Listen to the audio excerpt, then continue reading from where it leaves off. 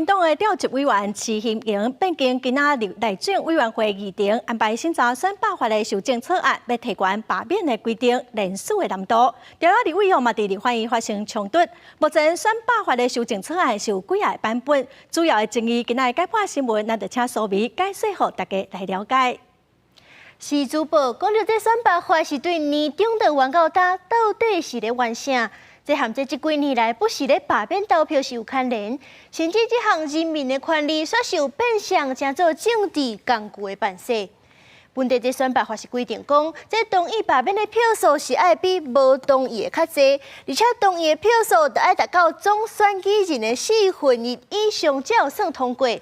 不过，国民党团是认为讲，这款标准是伤过低，所以讲今年就提案修法，确实引起争议。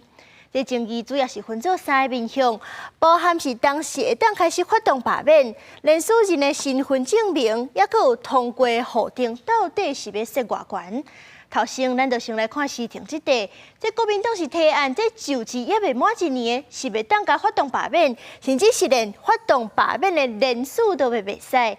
避免讲，这个人是随就任，就爱随应付罢免的代志。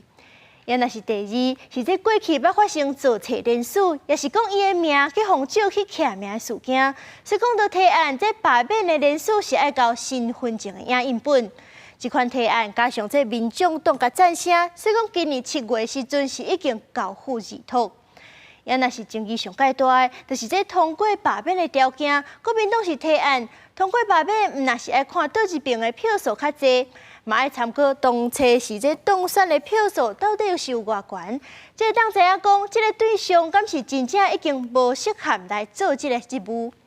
民众党就批评也若是民进党这边是批评讲，安尼修法是甲这罢免的条件定了伤过悬，等于是伤害百姓的权利。中选会主委李进勇嘛表示，这候选人的人数、当选人的人数，也佮有投票率拢总无相同，所以讲甲这当选的票数甲总票数摕来做比较，并无合理。除了咱头拄才讲到这几项，调也嘛有一寡声音是认为讲，咱台湾是以这同意票的票数爱超过总选举人的1/4以上才有准算，安尼是伤过低。亲像日本、南韩，也有德国等等的国家，拢是爱超过1半以上才会当算通过。所以讲，这项标准未来嘛有可能会是成做新的争议。